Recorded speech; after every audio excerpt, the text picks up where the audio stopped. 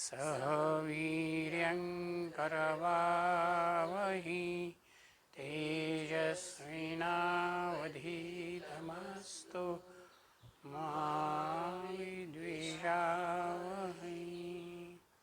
ॐ शान्ति शान्ति शान्तिः। हरिः ओं श्री गुरुभ्यो नमः।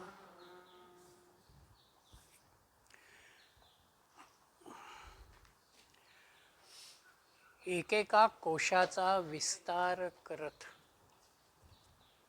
आनंदमय कोशापर्यंत ऋषींनी आणलेला आहे आणि ब्रह्मानंदाचा अनुभव त्या अनुषंगानं त्यांनी आपल्या समोर ठेवलेला आहे.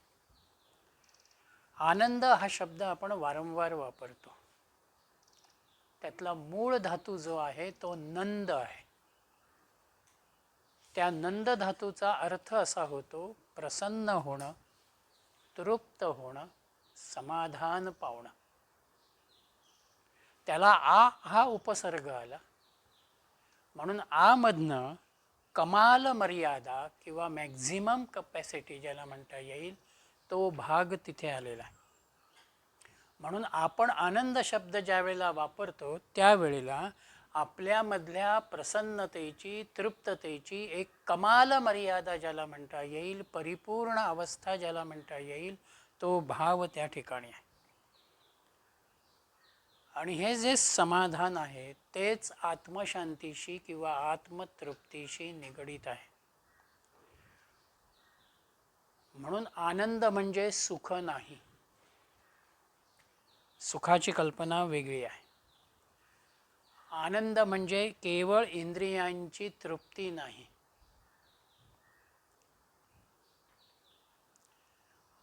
आनंद म्हणजे माझा प्रपंच उत्तम आहे असंही नाही. आनंद म्हणजे मला जे हवेसं वाटतं आहे ते मिळालं हाही भाव तिथे नाही, किंवा देहाला आराम म्हणावा तोही भाव तिथे नाही. म्हणून आनंदाच्या बाबतीमध्ये ऋषींची धारणा ही आहे की तुमचा देह उत्तम आहे, सुखाची साधनंही तुमच्या समोर आहेत, पण म्हणून तुम्ही आनंदी असालच याची गॅरंटी नाही. याचा अर्थ देह सामान्य असला, तुमच्यासमोर अडीअडचणी असल्या तरीही जर एक तुमची प्रसन्नता तुमच्याजवळ असेल, ती व्यक्त होत असेल किंवा तुमच्याजवळ वावरणाऱ्याला ती जाणवत असेल, तर तुमचा आतला जो भाव आहे हा भाव आनंदाशी निगडित आहे. तुम्ही सहजपणानं पहिले 4 कोश पूर्ण केलेले आहेत आणि आनंदमय कोशामध्ये आहात. हा जो आनंद आहे हा आनंद आपल्या बुद्धीला प्रकाश देतो. म्हणून बुद्धीच्या मधली विचारांची भूमिका तयार होते. हा आनंद मनाला चेतना देतो म्हणून भावनांचं व्यक्तपण आहे. आनंद तुमच्या प्राणाला जिवंतपणा देतो आणि देहाला सुख भोगण्यासाठी तो तयार करतो. ही भूमिका त्याच्यामध्ये आहे. उलटा सिक्वेन्स आहे. चेतना, प्राणाला जिवंतपणा आणि देहाला सुख करणारा भाव, समर्थ करणारा भाव. ना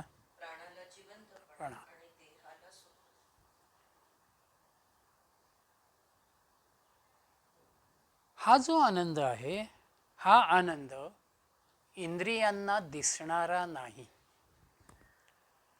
म्हणून आम्ही तिथे अनुभवाचा भाग घेतो. मी अनुभवलं आणि मी जे अनुभवतो तेच दुसऱ्याला अनुभवाला येतं असं नाही. हा आनंदाचा एक भाग आहे. आणि आनंद जरी देहाच्या आधारानं आम्ही उपभोगत असलो तरी देहाच्या अस्तित्वाचा विचार आनंदामध्ये नाही. ते माध्यम आहे किंवा एजंट ज्याला म्हणतात, तेवढाच त्याचा भाग आहे. म्हणून देहाच्या पलीकडे गेल्यानंतर खऱ्या आनंदाची अनुभूती आहे. देहाचं विस्मरण जिथे तुम्हाला होतं तिथे तुमची ध्यानातली किंवा समाधीतली एकाग्रता अधिक आत्मीयतेनं तुम्हाला अनुभवता येते. म्हणून एक प्रकारानं समग्र विश्व जर ब्रह्ममय आहे तर त्या विश्वामध्ये आनंद आहेच. तो कसा अनुभवायचा हे सूत्र आम्हाला सापडलं पाहिजे, तेव्हा आम्ही आपोआप आमच्या दृष्टीनं आनंदी होतो. म्हणून 12व्या पुढल्या मंत्रामध्ये त्यांनी असं म्हटलेलं आहे, स यश्चायम पुरुषे यश्चासा वा आदित्ये, 8व्या अनुवाकातला 12वा मंत्र.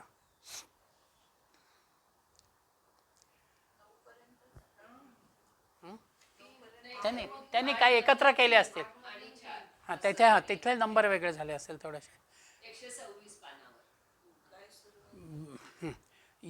स यश्चायम पुरुषे. हां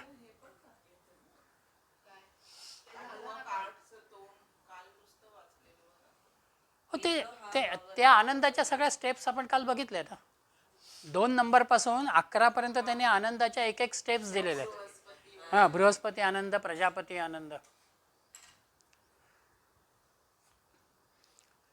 स यश्चायम पुरुषे यश्चासा वा आदित्ये स एकाः स य एवंवित् अस्मात् लोकात् प्रेत्य एतम् अभयात् आत्मानम् उपसंक्रामति एतं प्राणं मया आत्मानम् उपसंक्रामति एतं मनोमय आत्मानु उपसंक्रामति एतं विज्ञानम् आत्मानम् उपसंक्रमति एतत् आनंदम अयम आत्मा उपसंक्रमति तदपेश श्लोको भवति. हा जो पुरुष आहे, हा पुरुष कसा आहे, सहाया च अयम पुरुष आहे. या पुरुषाला सत्यतत्वाला अनुलक्षून याहाच असौ आदित्ये, जे या सूर्यात सहा एकाहा, ते एकच आहे. सहा याहा एवं विदा, हे जो जाणतो, अस्मात् लोकात प्रेत्य, तो हे जग सोडल्यावर एतम अन्नमयम आत्मानम उपसंक्रामती, तो अन्नमय आत्मा प्राप्त करून घेतो. एतम प्राणमयम आत्मानम उपसंक्रामती, पुढे प्राणमय आत्मस्वरूप प्राप्त होतो. एतम मनोमय आत्मानम उपसंक्रामती, मनोमय आत्मस्वरूपाला तो प्राप्त होतो. एतम विज्ञानमयम उपसंक्रामती, नंतर तो आनंदमय विज्ञानमय आत्मस्वरूपाला प्राप्त होतो. एतम आनंदमयम आत्मानम, आनंदमय आत्मस्वरूपाला तो प्राप्त होतो. म्हणजे एक प्रकारानं जरी आम्ही या लोकामध्ये आनंद आत्ताला अनुभवू शकलो नाही, तरीसुद्धा आत्तापर्यंतच्या झालेल्या साधना अभ्यासामधून आम्हाला ती जी एक भूमिका तयार होते, त्यामुळं हा लोक सोडून गेल्यानंतरही आम्ही पुन्हा जे जन्माला येतो आहोत, त्यावेळेला या पद्धतीनं आम्ही विकसित होत जातो. म्हणून अन्नमय कोश, प्राणमय कोश, मनोमय कोश, विज्ञानमय कोश करत आम्ही आनंदमय आत्म्यापर्यंत येतो. इथे 2 भाग आहेत.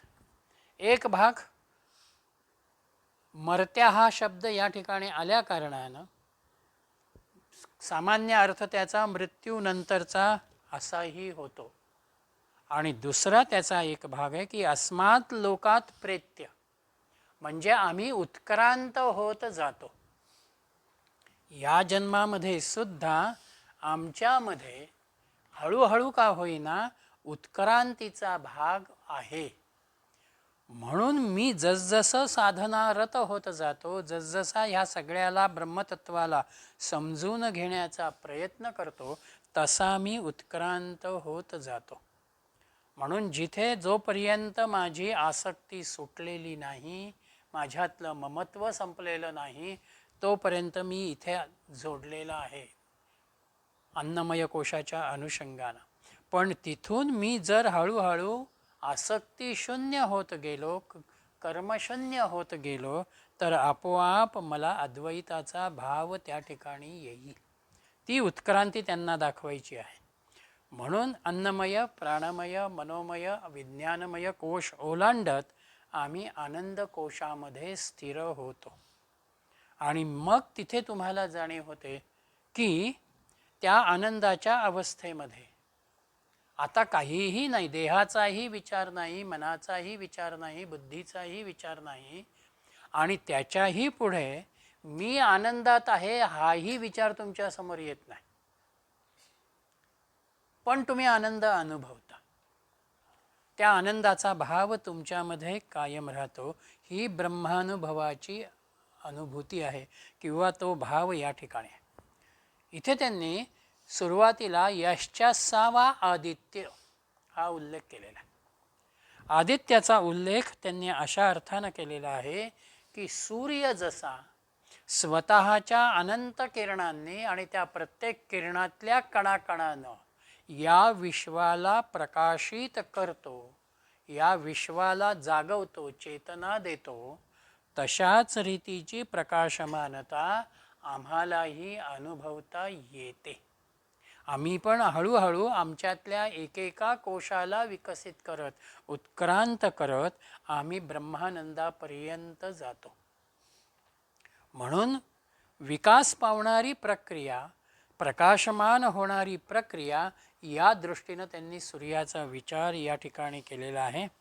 म्हणून ब्रह्मानंदापासून जो भाव आम्हाला येतो आहे तो एक प्रकारानं अन्नमय कोशातून पुढे विकसित होणारा भाव त्यांचा या ठिकाणी आहे. आणि मग ती जी अवस्था आहे ती अवस्था त्यांची पुढल्या अनुवाकामध्ये येते आहे.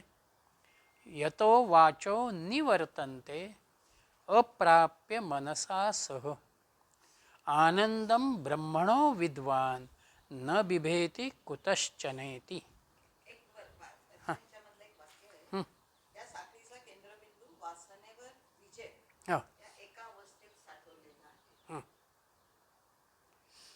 वासनेवरती, कामनांवरती, संकल्पांवरती ज्या वेळेला आम्ही विजय संपादन करतो म्हणजेच आम्ही त्यांना निर्माण करत नाही.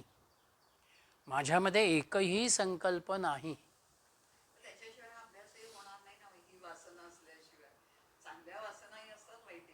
हो, ती वासना आहे. पण इथे त्यांनी जो विषय वासनेचा शब्द घेतला तो देहाच्या अनुषंगानं येणाऱ्या दृश्यामधल्या वासनांचा विचार आहे.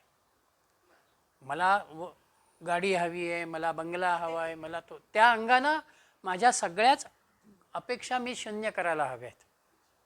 जे मला आत्ता मिळतं आहे त्याच्यामध्ये मी समाधानी आहे. ही धारणा म्हणजे आम्ही संकल्प शून्य होणं आहे.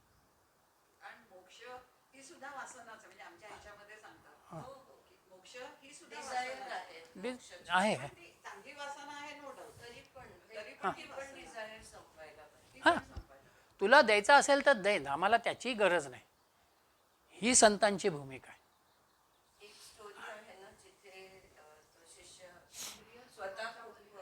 हा, इंद्रिय सुखाच्या पलीकडे बघायचं आहे.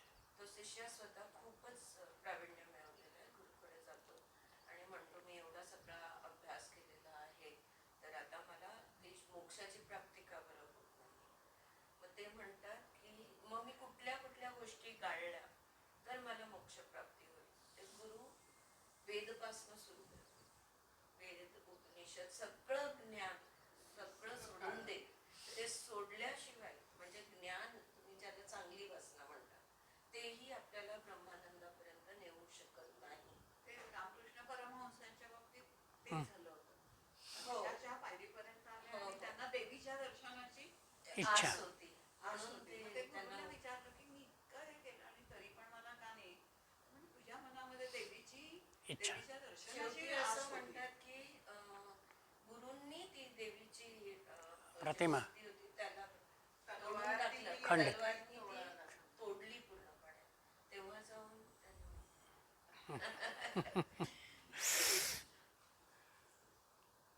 मागच्या चौथ्या अनुवाकामध्ये सुद्धा आपण बघितलेलं आहे यतो वाचो निवर्तन्ते अप्राप्य मनसा सह. पण तिथे शेवटचा चरण जो इथे आहे तिथे चौथ्या अनुवाकामध्ये न बिभेती कदाचनेती असा शब्द आहे आणि इथे त्यांनी कुतश्चनेती असं म्हटलेलं आहे. अभ्यासाच्या सुरुवातीच्या विचारचिंतनामध्ये मला भीती नाही एवढाच भाव आहे. इथे ते आता असं म्हणत आहेत की त्या पूर्ण आनंद ब्रह्मापर्यंत आल्यानंतर कुतश्चनेती म्हणजे आता कोणत्याही स्वरूपातली भीती नाही. सुरुवातीला कधीही भीती नाही आणि आता मी कुठेही गेलो तरीही भीती नाही. कधीमध्ये अवस्थेचा भाग आहे. म्हणून मला भीतीदायक स्वप्न पडलं, मी घामाघूम झालो आणि जागा झालो, हा कधीमधला कदाचनेतीचा भाग आला. आणि कुतश्चनेती म्हणजे मी कुठल्याही जागी गेलो, कोणत्याही वेळी गेलो तरी मला तिथे भीतीचा भाव येतच नाही. अवस्थाही असं सुषुप्तीच्या खऱ्या अर्थानं जागेचा भाग.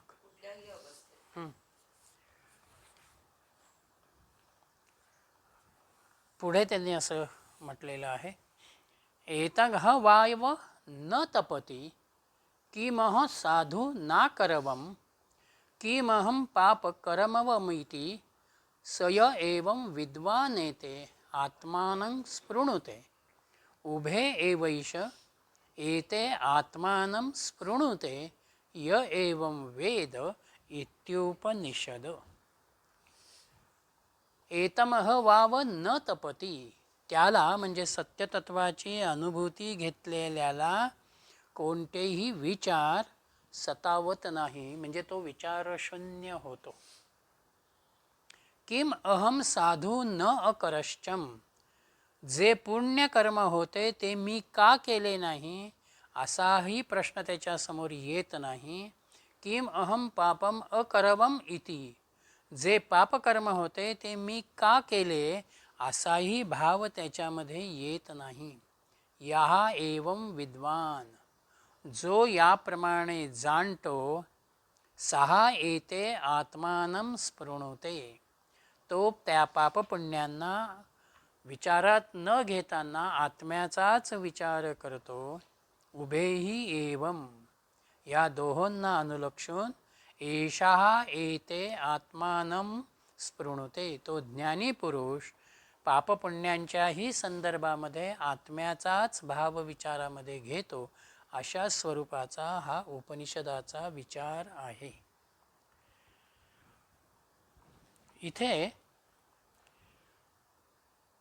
ज्या वेळेला आम्ही ब्रह्मानंदाच्या अवस्थेपर्यंत येतो आहोत त्यावेळेला एक भूमिका आमच्या मनामध्ये अशी तयार झालेली आहे की माझं पुण्यकर्म असू दे, त्यातून येणारा सुखाचा अनुभव असू दे किंवा पापकर्म घडलं म्हणून दुःखाचा भाव असू दे, हे माझ्या मनाशी निगडीत आहेत. मुळात कुठलंच कर्म पापाचा किंवा पुण्याचा हा भाव नाही. बाह्य जगतामधली असलेली परिस्थिती ही सगळ्यांनाच सारखी आहे. माझ्या दृष्टीने मांसाहार वर्ज्य आहे, पण ज्याचा जीवनाचा भाग तो मांसाहारच आहे त्याला पशुहत्या करावीच लागणार आहे, त्याशिवाय त्याचा तो आहार होणार नाही. म्हणून पुण्य आणि पाप, सुख आणि दुःख हे आपण मनाने निर्माण करतो. आत्म्याशी त्याचा कोणताही संबंध नाही. चांगलं वाईट ही कुठलेच आत्म्याचे धर्म नाहीत, तो पूर्णपणानं वेगळा आहे. म्हणून जिथे जिथे बौद्धिक विकास तयार होतो तिथे प्रत्येकाची भूमिका ही काहीशी भिन्न होत जाते. समाजामध्ये सुद्धा आपण जर बघितलं तर काश्मीरपासून कन्याकुमारीपर्यंत विवाह ही एकच संकल्पना, पण प्रत्येक समूहाच्या अनुषंगानं किंवा त्या प्रांतामधल्या वातावरणाला चालीरीतीला अनुलक्षून वेगवेगळे काही भाग आम्हाला अनुभवाला येतील. त्याच पद्धतीनं जसजसे आम्ही ज्ञानसंपन्न होत जातो तसतशी आमची कर्मप्रेरणाच मुळात कमी होत जाते. कर्माचा विचार जेवढा माझ्याकडून कमी होत जातो, देहाला गरज आहे तेवढ्याच अन्न पाण्याचा विचार मी करतो आहे, त्या अंगावरती असलेल्या वस्त्राचा तेवढाच मर्यादित विचार मी करतो आहे, त्यावेळेला अजून काही मी मिळवावं हा कर्माचा भागच माझा खंडित होतो. आणि तो भाग कर्माचा खंडित झाल्या कारणानं योग्य मार्गाने मी कमावणं किंवा अयोग्य मार्गाने कमावणं हाही विषय तिथे राहत नाही. म्हणून सिद्ध पुरुष काय किंवा ज्ञानी पुरुष काय केवळ देहाचा विचार करतात. आहे आहे नाही नाही. मला आत्ताला श्रीखंडपुरी मिळाली, मी आनंदानं ती घेईन. उद्याला जर मला शिळी भाकरी खायची असेल तर आजच्या श्रीखंडपुरीची मी आठवण करत नाही. इथे मी वर्तमानाशी स्वतःला जोडलेला आहे. आणि म्हणून माझ्यासमोर कर्म मर्यादित होतात. आणि कर्म मर्यादित झालं की तिथल्या पापपुण्याचा भागही कमी होऊन जातो. म्हणून त्यांनी इथे पुण्य केलं काय किंवा मी पापकर्म केलं काय हा विचार माझ्यासमोर येत नाही. म्हणून सूर्याच्याच प्रकाशामध्ये एखादी खुनाची घटना घडली म्हणून तो सूर्य रक्तलांछित होत नाही. त्या पद्धतीनं पुण्यकर्मानं मी तेजस्वी होतो आहे का किंवा पापकर्मानं मी काही मलिन होतो आहे का हा भाव आत्म्यापर्यंत पोचल्यानंतर आमच्या समोर येत नाही. म्हणून आनंदरूप आत्म्याला जाणत असताना त्या आनंदमय कोशापर्यंत आल्यानंतर आमचं प्रत्येक कर्म हे आनंदाला अनुलक्षूनच होत राहतं. याच्यातून मला आनंद कसा मिळेल, मासलेला आनंद माझा कसा टिकेल हा भाव या ब्रह्मानंदानं आमच्या समोर ठेवलेला आहे. आणि तिथे त्यांनी म्हटलं की इत्युपनिषद या आनंद मीमांसेचा, या आनंद चिंतनाचा ब्रह्मानंदापर्यंत जाणारा समजून घेणारा जो भाग आहे हा या ठिकाणी पूर्ण होतो आहे. उपनिषद, उप नि आणि सद. उप म्हणजे जवळ, नि म्हणजे खाली आणि सद म्हणजे बसणे. मी गुरूंच्या जवळ आत्मज्ञानाच्या अनुषंगानं, आत्मविद्येच्या अनुषंगानं बसावं आणि नम्रतेचा भाव त्या ठिकाणी असावा. गुरु उच्चासनावरती आहेत, मी निम्न स्तरावरती आहे, हा भाव या ठिकाणी आहे. म्हणून शंकराचार्यांनी सुद्धा उपनिषद शब्दाचा विचार मांडत असताना म्हटलेलं आहे की आमचं अज्ञान नाहीसं करणारी ब्रह्मविद्या म्हणजे आमची उपनिषद आहेत. या उपनिषदाच्या अनुषंगानं चिन्मयानंदांनी 3 भाव केवळ सद ह्या शब्दावरती दिलेले आहेत. ते म्हणतात की उप म्हणजे जवळ आणि नि म्हणजे खाली, हे बरोबर आहे. पण सदमध्ये ते एक भाव असा देतात की विशरणम किंवा चूर्ण करणे. दुसरा अर्थ त्यांनी दिला अवसाधनम, आत्यंतिक नाश करणे. आणि तिसरा अर्थ दिला गती म्हणजे मार्ग दाखवणे. दुसरा अवसाधनम.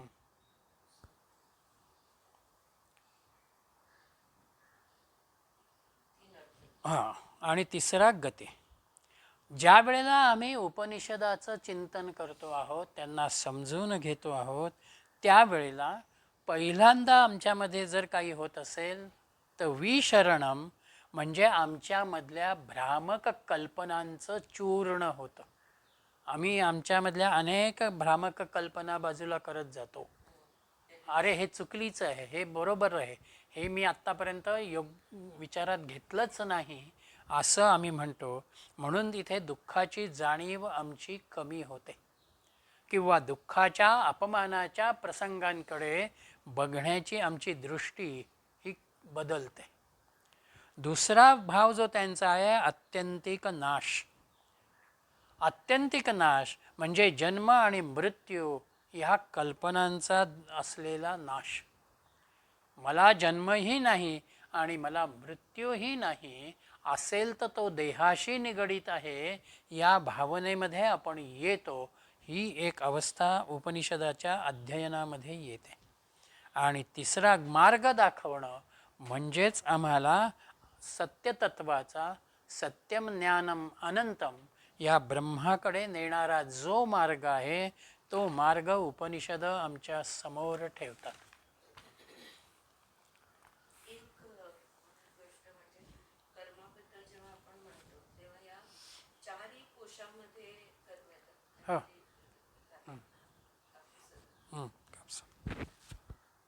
चारही गोष्ट चारही स्तरावर कर्म येतात. सुखदुःख मांडणं, चांगलं वाईट वाटणं किंवा ओपिनियन असणं हे सगळे मनाचे कर्म असतात. बुद्धीमध्ये विवेक बुद्धी किंवा विवेक बुद्धीचं नसणं हे पण कर्म बने. शरीराच्या लेवलवर कर्म आहेत. सगळ्या लेवलवरचे कर्म इकडे काउंट होतात. हो. मग आपल्याला हे आवडतं किंवा हे जसं नको म्हटलं पशुहत्या हे वाईट आहे, पशुहत्या चांगली आहे, गरज आहे, नाही आहे, हे सगळे मनाचे कर्म. मनाचे तर हे जे तो विचार जो आहे तो विचार अव्यक्त कर्मच कर्म आहे. हा, कर्म आहे. अव्यक्त अव्यक्त. कर्म आहे ते, पण कर्मच आहे. अव्यक्त कर्म आहे. नाही, आपण व्यक्त पण करतो ना, नाही नाही. बाबा हे वाईट हा, मग ते नंतर व्यक्ताच्या अवस्थेमध्ये असतं. येतं. अव्यक्तातून व्यक्ताला येतो. आहे. बरोबर. आणि मग ते कृतीमध्ये बरं.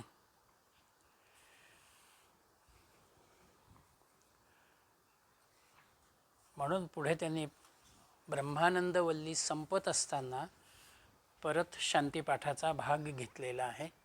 सहनाववतु सहनौ भुनक्तुचा. ब्रह्मानंदवल्लीनं पूर्णपणानं आनंदाची मीमांसा आमच्या समोर ठेवलेली आहे. आणि आनंद हा मुळात ह्या जगाचा आधार आहे. प्रत्येक वस्तूच्या अनुषंगानं आनंदाच्या आधाराचा विचार ज्याला म्हणतात तो भाव आमच्या समोर आहे. आणि माणसाच्याही बाबतीमध्ये तीच धारणा आहे. म्हणून तो आनंदाच्या अनुषंगानं विचार करतो आहे किंवा आनंदासाठी तो धडपडतो आहे. म्हणून आनंद जर असेल तर आनंद हा वस्तूशी निगडीत नाही आहे, तो अनुभवाशी निगडीत आहे. आणि अनुभवासाठी वस्तूची उपलब्धी असेलच असं नाही, ती नसतानाही आम्हाला त्या अनुभवाला येणं हा आनंदाचा भाव आहे. याच्यासाठी आमची बैठक जी आहे ही बैठक अनुभवाच्या अंगानं जेवढी व्यापक होते, गंभीर किंवा खोल होत जाते, तेवढा आनंदाचा येणारा अनुभव हा अधिक उत्कट आणि अर्थपूर्ण आहे. तुम्ही सुरुवातीला ध्यानाला बसताना किंवा ध्यानातून समाधीला जात असताना आम्हाला काहीसा कंटाळलेपणा जाणवतो. जशी त्याची सवय होते आणि काहीतरी मनाला एक प्रसन्नता जाणवायला लागते, तेव्हा आम्ही आपोआप तिथे अधिक वेळ राहण्याचा प्रयत्न करायला लागतो. तसं इथे आनंदाच्याही बाबतीमध्ये जेवढे आम्ही स्वतःला तयार करतो तेवढा तो आनंदाचा अनुभव अधिक यायला लागतो. तुम्ही एकांताची जर सवय केली, मौनाची जर सवय केली, तुमच्यामधल्या आनंदाची अनुभूती तुम्हाला अधिक तीव्रतेनं होत जाते. कारण एक एक बंध तुम्ही बाजूला केलेले आहेत. म्हणून एकांताला किंवा मौनाला आपल्याकडे जे प्राधान्य दिलं गेलं आध्यात्मिक अभ्यासामध्ये, की तुम्ही तुमच्या आत्मस्वरूपाला लवकर त्या ठिकाणी जाऊ शकाल. पहाटेच्या प्रसन्न वेळेमध्ये आम्हाला ते लवकर का साधतं, तर देहाच्या अंगानं आमची विश्रांती पूर्ण झालेली आहे, म्हणून इंद्रिय आमची सक्षम आहेत, शांत आहेत आणि वातावरणही पूर्णपणानं शांत आहे. त्या शांत वातावरणाचा आणि इंद्रिय प्रसन्नतेचा भाव तुम्हाला त्या मूळ आनंद स्रोताकडे लवकर नेतो. म्हणून ती धारणा, तो काळ, ती वेळ आम्ही त्या अनुषंगानं बघतो. म्हणून आनंदाचा प्रत्येक वेळेला जर आपण विचार केला तर बेलसऱ्यांनी 8 पायऱ्या दाखवल्या आहेत आनंदाच्या. पहिल्या पायरीवरती ते म्हणतात की आमच्या देहाला आराम देणाऱ्या ज्या ज्या काही वस्तू आहेत किंवा क्रिया आहेत ही सगळी आमची अगदी खालची पहिली पायरी आहे. तिथून आम्ही जर वरच्या पायरीवरती आलो तर तिथे आम्ही आनंदाचा विचार करत असताना पैसा, संपत्ती, घरदार, माझा अधिकार याच्या अनुषंगानं आम्ही विचार करतो. त्याच्यातून वरती तिसऱ्या पायरीवरती जर आम्ही आलो तर तिथे आम्ही आमच्यामधल्या करमणुकीला, खेळाला, आवडीच्या विषयाला प्राधान्य देणारा भाग म्हणून आनंदाकडे बघतो. तिथून पुढे चौथ्या पायरीवरती जिथे आम्ही येतो तिथे आम्ही आमचे मित्र, मैत्रिणी आणि सामाजिक जीवन हा भाग आम्ही विचारामध्ये घेतो. पाचव्या पायरीवरती आम्ही कलेच्या उपासनेला प्राधान्य देतो. माझ्यातला जो गुण आहे, माझ्यात जी कला आहे, मला जे आनंद निर्माण करत आहे, मी त्याच्यावरती कॉन्सन्ट्रेट होतो. त्याच्यानंतरची वरची 6वी पायरी ते म्हणाले जिथे ज्ञानाचा, तत्त्वज्ञानाचा, विज्ञानाचा अभ्यास आम्ही करतो, विद्योपासक ज्याला म्हणतात ती भूमिका त्यांच्यामध्ये येते. आणि इथून 7व्या पायरीवरती जाणारा माणूस हा पहिल्यांदा जर काही बघत असेल तर शीलसंपन्न जीवन बघतो. माणूस ज्ञानानं संपन्न आहे, ऐश्वर्यानं संपन्न आहे, पण अनीतिमान असेल तर समाज त्याच्याकडे त्या अंगानं बघत नाही. म्हणून मी एवढं सगळं संपन्न करत असताना 7व्या पायरीवरती शीलसंपन्नतेचा विचार माझ्यामध्ये येतो. त्या आचरण धर्माला, त्या नीतीला मी प्राधान्य देतो. आणि म्हणून 8वी पायरी ते म्हणाले की हे ज्यांनी आत्मसात केलं तेच आत्मज्ञानी पुरुष किंवा संत म्हणून त्या ब्रह्मज्ञानापर्यंत येतात. याच्यासाठी आम्हाला जो विचार करायचा आहे तो या अध्यात्म ग्रंथांचा, उपनिषद चिंतनाचा विचार करायचा आहे की याच्यातून मी माझ्या जीवनाला, माझ्या व्यक्तिमत्वाला कशा रीतीनं डेव्हलप करू शकतोय, कशा रीतीनं मी आकारामध्ये येतोय. म्हणून प्राप्त परिस्थिती हे जे संतांनी वारंवार आम्हाला सांगितलं की जी परिस्थिती तुमच्या समोर आहे तिचा सहजपणानं स्वीकार करा आणि ही ईश्वराची इच्छा आहे या भावनेनं बघा, हा भाग तिथे येतो. म्हणून आत्मानंदाची प्राप्ती म्हणजेच एक प्रकारानं समाधानाशी आम्ही निगडीत होणारे आहोत. म्हणून आमचं चिंतन, मग तिथे प्रणवाचा विचार असेल, ओंकाराचा विचार असेल, अन्य एखाद्या देवतेच्या नामस्मरणाचा विचार असेल, त्या साधनाच्या आधारानं आम्ही आमच्यामध्ये त्या ईश्वरी तत्वाला, त्या ब्रह्मतत्वाला सतत स्मरणामध्ये ठेवतो. आणि ते स्मरणात ठेवल्या कारणानं आम्हाला त्याचा एक आधार, श्रद्धा आणि विश्वास आमच्यामध्ये निर्माण होते.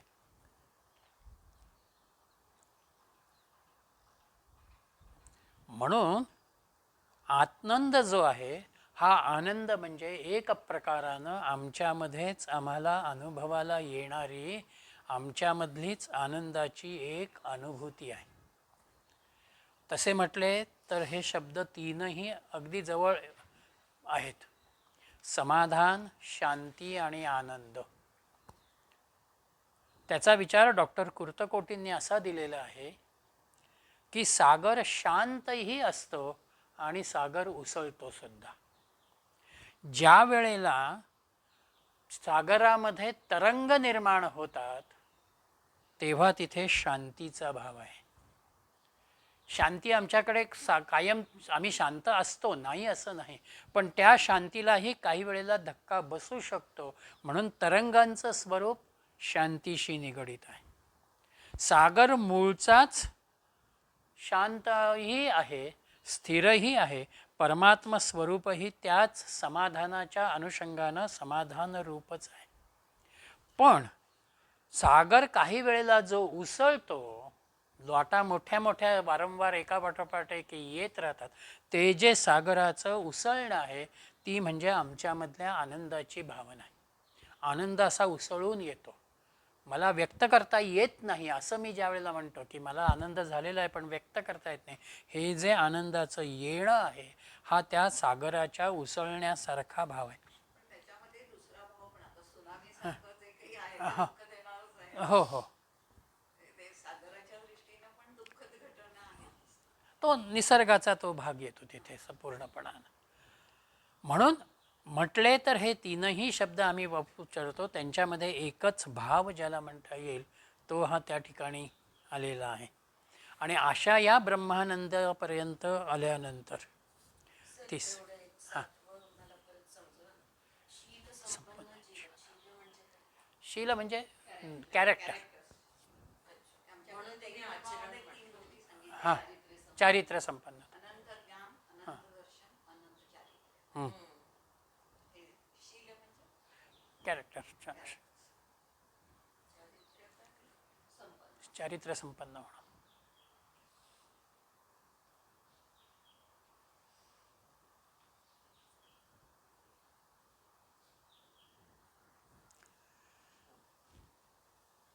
तिसरा चॅप्टर ह्या उपनिषदाला जो येतो तो भृगुवल्लींचा येतो.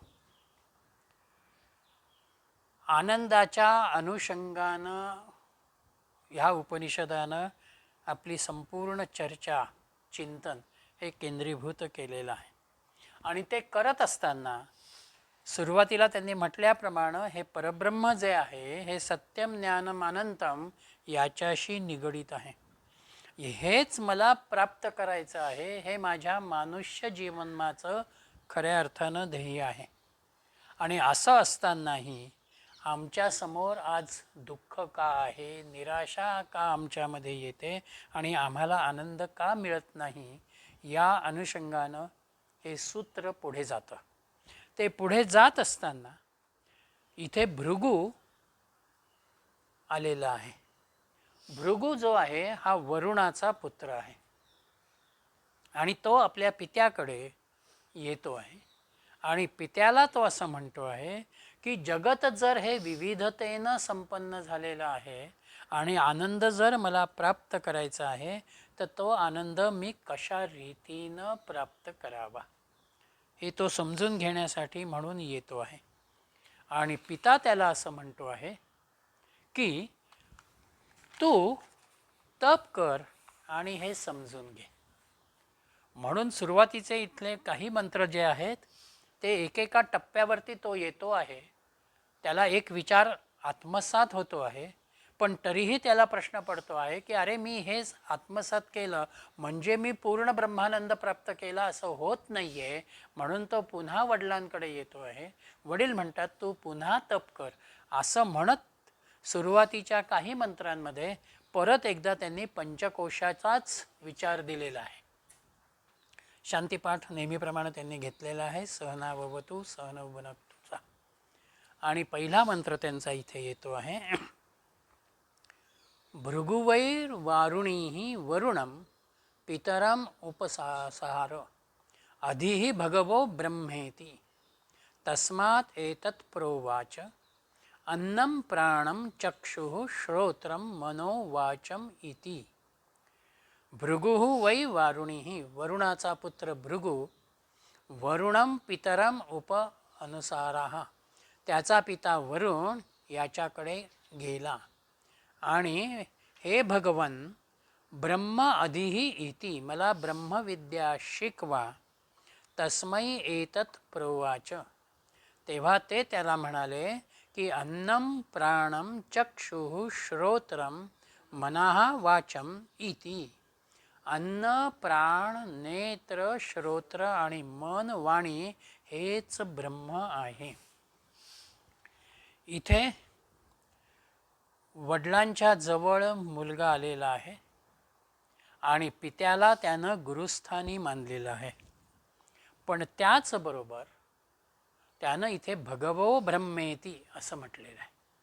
भगवान हा शब्द त्यानं पित्याला अनुलक्षून वापरलेला आहे. कारण त्याला ब्रह्मज्ञान जाणून घ्यायचं आहे. जिथे मला ब्रह्मज्ञान जाणून घ्यायचं आहे ते ज्याच्याकडनं मी जाणून घेतो आहे त्याच्यामध्ये भगवद स्वरूपाचा भाव मी माझ्या श्रद्धेनं निर्माण केलेला आहे. आणि म्हणून इथे भृगु पित्याच्या अनुषंगानं गुरुत्वाचाही भाव आहे आणि भगवन म्हणत ब्रह्मतत्वाचा भाव तो मांडतो आहे. आणि तो मांडत असताना तो पित्याला प्रश्न करतो आहे की मला हे ब्रह्म शिकवा किंवा मला हे ब्रह्म समजून द्या. त्यावेळेला वडील त्याला असं म्हणालेले आहेत, अन्नम प्राणम चक्षुः. अन्न, प्राण, नेत्र, श्रोत्र, मन आणि वाणी हे सगळंच मुळात ब्रह्म आहे. म्हणजेच विश्वामधल्या सगळ्यांचं अधिष्ठान जर काही असेल, बेस काही जर असेल, तर तो त्या ब्रह्मतत्वाशी निगडीत आहे. नदी असू दे नाही तर सागर असू दे, पाणी हे मुख्य आहे. मग त्याच्यावरती येणारे बुडबुडे असतील, तरंग असतील, लाटा असतील, त्या पाण्याच्या असल्या तरी मूळ पाणी तिथे आहे. अलंकारामध्ये सोनं मूळ आहे, मग त्या अलंकाराचे आकार वेगवेगळे असतील. तसं इथे विश्वाचा माग भाग जर कुठला असेल तर तो ब्रह्म आहे. आणि त्या ब्रह्माचं प्रातिनिधिक स्वरूप म्हणून इथे त्यांनी काही गोष्टींचा उल्लेख केला. अन्नम प्राणम. सजीवाची अस्तित्व धारणा ही अन्नाशी आणि प्राणाशी निगडीत आहे. एक वेळ अन्न नसलं तरी काही काळ माणूस राहील, पण जसजसा श्वासाचा भाग कमी होत जाईल तो अस्वस्थ होत जाईल. म्हणून अन्न आणि प्राण हे सजीवाच्या दृष्टीने महत्त्वाचे आहेत, देहाच्या दृष्टीने महत्त्वाचे आहेत. म्हणून त्यांचा भाग त्यांनी प्रातिनिधिक स्वरूपात घेतला. चक्षुः श्रोत्रम.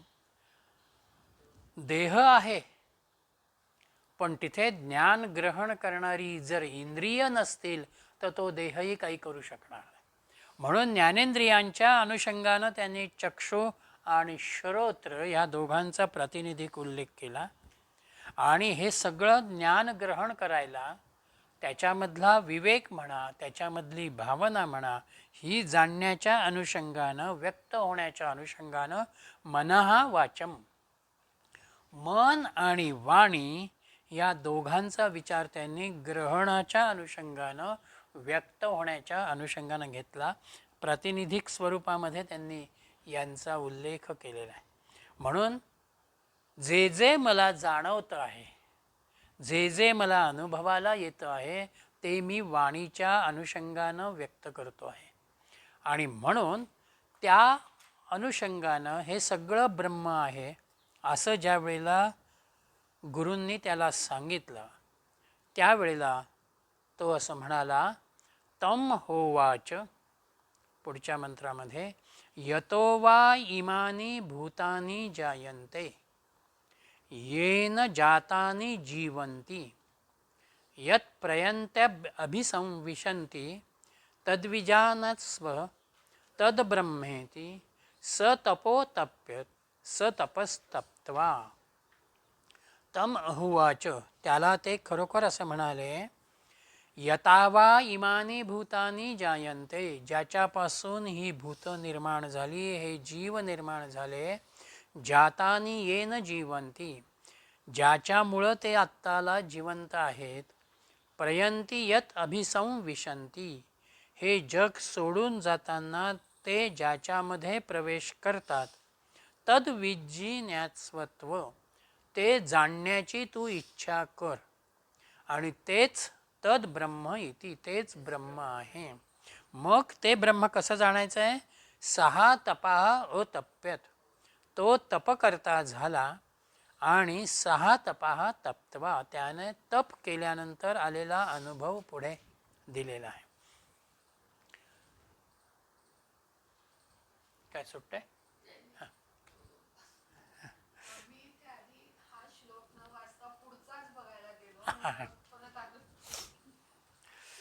हे काही इथे रिपिटेशन्स आहेत. राहतो आणि ज्याच्यातच लय पावतो गेला, तेच खरं ब्रह्म आहे.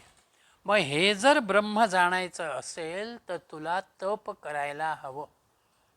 तप याचा अर्थ आपल्या मनाची शिस्त किंवा मनानं केलेलं चिंतन. वारंवार आम्ही त्याच्या एकाच गोष्टीवरती स्वतःला केंद्रीभूत करणं.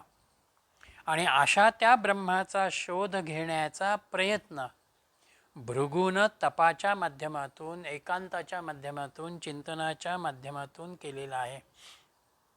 पण तरीही त्याच्या समोर प्रश्न येतात. तो पूर्णपणानं आकलन झालेलं आहे, मला ब्रह्म समजलेलं आहे, या भूमिकेवरती तो येत नाही.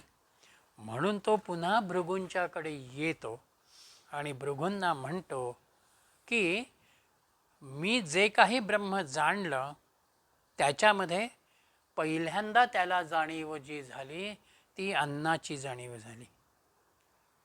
म्हणून दुसऱ्या अनुवाकामध्ये पहिला मंत्र तिथे येतो आहे, अन्नम ब्रह्मेति व्यजानात अन्नाद्वेव खलु इदानी भूतानि जायन्ते अन्नेन जातानि जीवन्ति अन्नं प्रयत्यम अभिसंविशन्तीति तद्विज्ञाय पुनरेव वरुणं पितरम उपसार अधिहि भगवो ब्रह्मेति तं होवाच तपसा ब्रह्म विजिज्ञास्व तपो ब्रह्मेति स तपोस्तप्यत स तपस्तप्त्वा.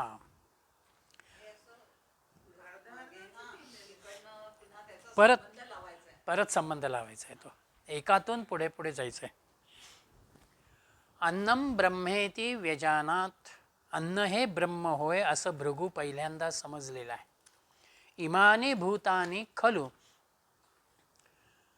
अन्नाद एव जायन्ते, ही सर्व भूतमात्रे केवळ अन्नापासूनच निर्माण होतात. जातानी अन्नेन जीवंती, अन्नावरतीच ती जगतात. प्रयंती अभिसंविशंती, हे जग सोडून जाताना अन्नामध्येच प्रवेश करतात. तद्विज्ञाय, हे जाणल्यावर पुनः एव वरुणम पितरम उपत्ससार, पुन्हा तो आपल्या पित्याकडे वरुणाकडे आलेला आहे आणि भगवाह ब्रह्म अधिही इति, हे भगवान मला ब्रह्म म्हणजे काय हे शिकवा असं तो म्हणाला. तेव्हा पुन्हा वरुणाने त्याला म्हटलेलं आहे की तपामधूनच तुला ब्रह्म जाणण्याचा भाव येईल म्हणून तू तप कर.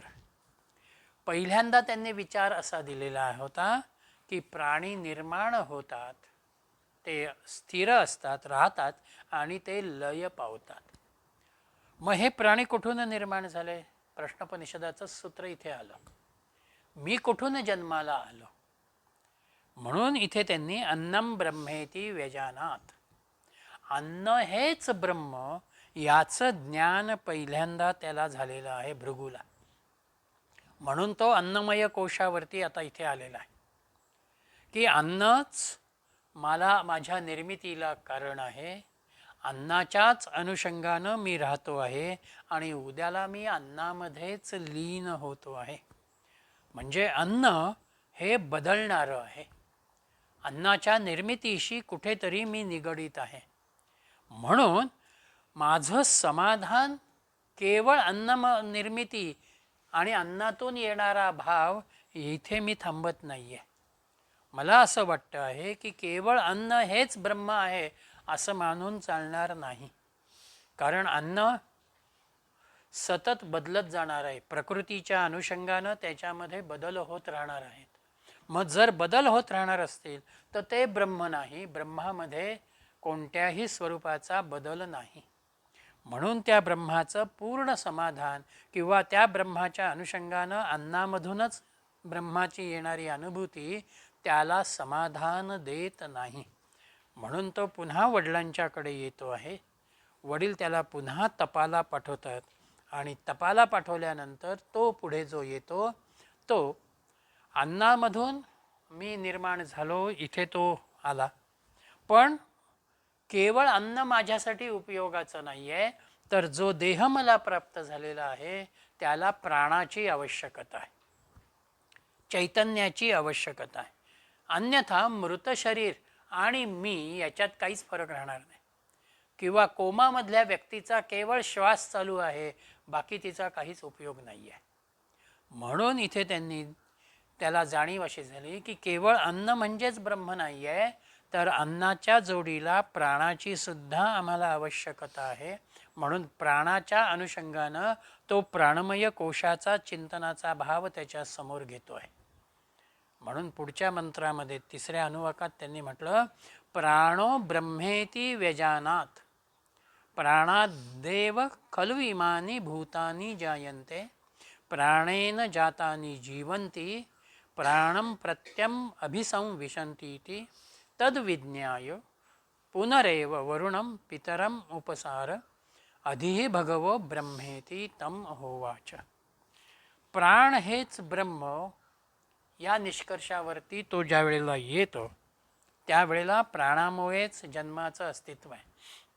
मातेच्या हृदयामध्ये गर्भधारणा होते, पण 3ऱ्या महिन्यामध्ये ज्या वेळेला त्याच्यात प्राणाचं संचरण होतं तेव्हाच त्या गर्भाची हालचाल व्हायला लागते. म्हणजे प्राण असणं देहाच्या दृष्टीनं कार्याच्या दृष्टीने आवश्यक आहे. आणि म्हणून आपणही पंचमहाभूतांशी निगडीत आहोत. जे बाहेर पंचमहाभूत तीच आमच्या देहातही पंचमहाभूत आहेत, या अनुषंगानं आहेत. म्हणून बृहदारण्यकातही याज्ञवल्क्यांनी विश्वाचा विचार करत असताना असं म्हटलेलं आहे की विश्वामध्ये प्राण भरलेला आहे आणि हा प्राण वायूच्या रूपानं व्यक्त होतो. म्हणून ब्रह्माचं प्रगट रूप जर कोणतं असेल तर ते वायू आहे. म्हणून वरुणाच्या भृगूच्या ठिकाणी प्राणाचा विचार आला की अरे अन्नापेक्षा जोडीला किंबहुना अन्नापेक्षाही प्राण पुढे आहे. म्हणून तो प्राणापर्यंत आला, पण तरीही त्याला तिथे समाधान नाही आहे. सूक्ष्माकडे तो आता जातोय. मग मला जर प्राण असेल आणि अन्नानं देहाचं धारणा होत असेल तर व्यक्त होणारी भावना कुठेतरी आहे. मी काय व्यक्त करावं आणि काय व्यक्त करू नये ही माझी भूमिका माझ्या मनाशी निगडीत होते. म्हणून पुढच्या मंत्रामध्ये 4थ्या अनुवाकात ते मनाकडे आलेलं आहे. थोडंसं असं सांगा, 6व्या महिन्यात गर्भात प्राण अवतरित होतो. हे म्हणजे ह्याच्याविषयी पण बरेच काही म्हणतात 4थ्या महिन्यामध्ये, 3ऱ्या महिन्यामध्ये, इथं 6वा महिना सांगितलेला आहे. तर ते फ्लक्च्युएशन आहे, मतांमध्ये फरक आहे थोडासा.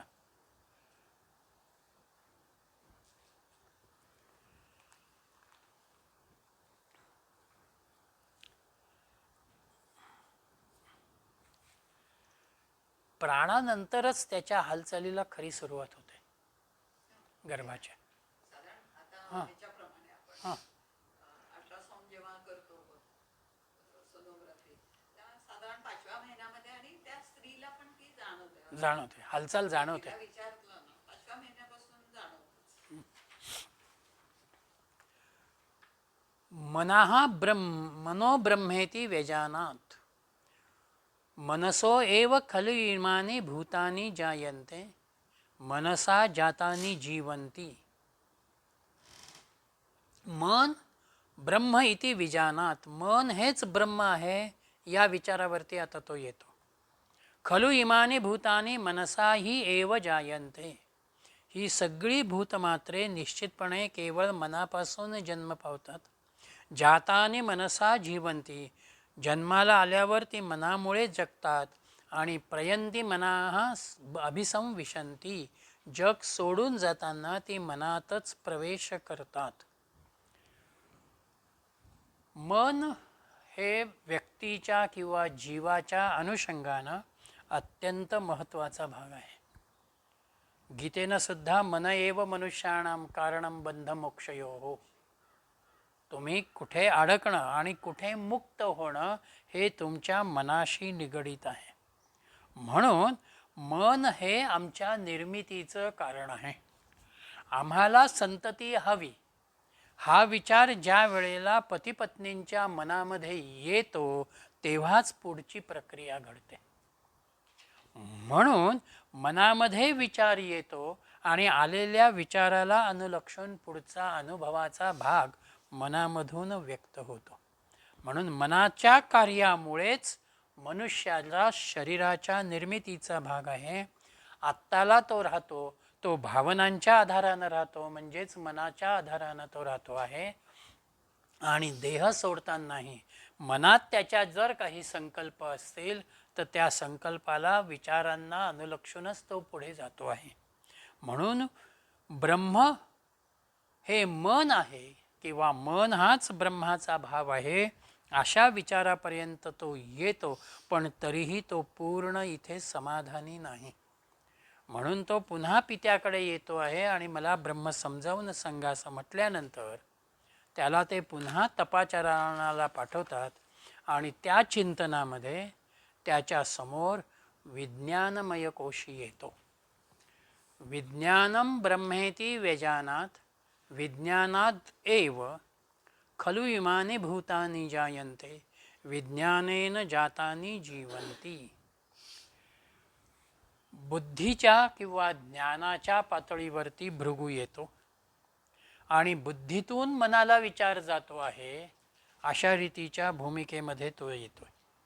म्हणून बुद्धी निर्णय घेते, निर्णय घेतलेला मनापर्यंत जातो आहे आणि मन कर्मेंद्रियांना प्रवृत्त करत आहेत.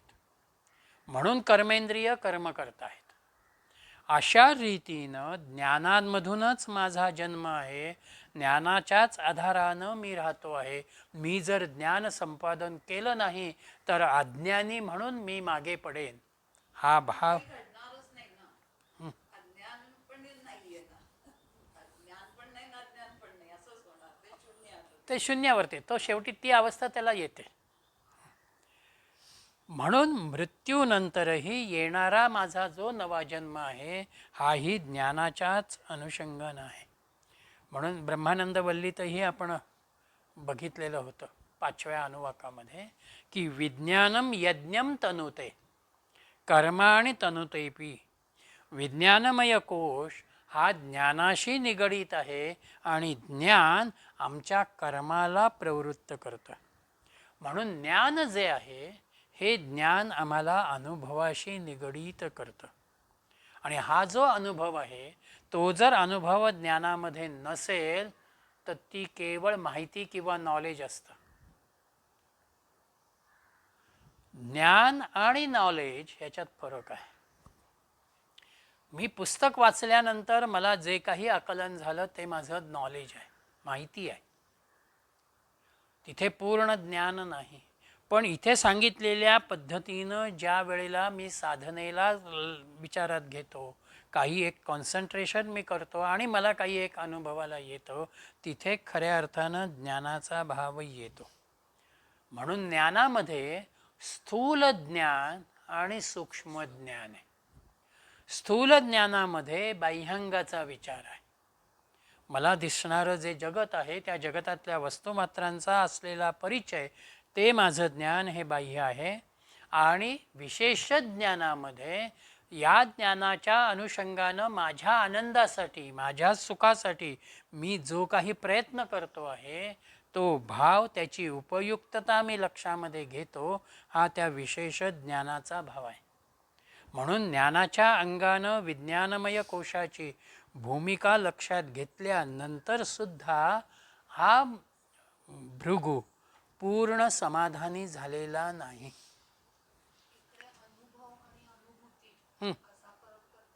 हो, दोन्हीमध्ये.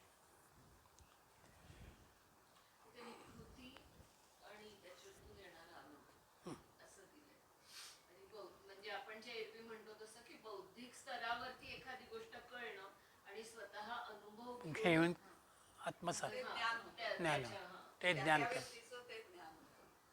थेरॉटिकल लेवलवरती अंडरस्टँडिंग सुद्धा काही वेळेला कळत नाही, पण जेव्हा ते आतून कळतं ती अनुभूती झाली ना. म्हणजे ते जेव्हा होतं त्यावेळेला खरं ज्ञान, अनुभूतीचा भाग येतो तिथे. म्हणून पुन्हा ज्या वेळेला तो वडिलांकडे येतो आणि वडील त्याला तप करायला सांगतात, त्यावेळेला त्या तपानंतर तो खऱ्या ब्रह्मस्वरूपाच्या ठिकाणी येतो आहे. म्हणून 6वा अनुवाक जो आहे तो आनंदो ब्रह्मेति व्यजानात आनंदाद्वेव खलु इमानि भूतानि जायन्ते आनंदेन जातानि जीवन्ति. आनंदम प्रयत्यम अभिविशन्ति इति. आनंद हेच ब्रह्म आहे. अखंड आनंदाची अनुभूती येणं म्हणजेच मी ब्रह्मानंदामध्ये आहे, हा भाव भृगूला या ठिकाणी जाणटला जातो. तिथपर्यंत तो येतोय आणि ती अनुभूती म्हणा, तो अनुभव म्हणा, तो त्या ठिकाणी घेतो आहे. आणि इथे त्याला आनंदाचा भाव, ब्रह्मतत्वाचा भाव समजलेला आहे की ब्रह्म म्हणजे एकमात्र आनंद, निखळ आनंद, शुद्ध आनंद ज्याला म्हणता येईल, ती भावना तिथे आहे.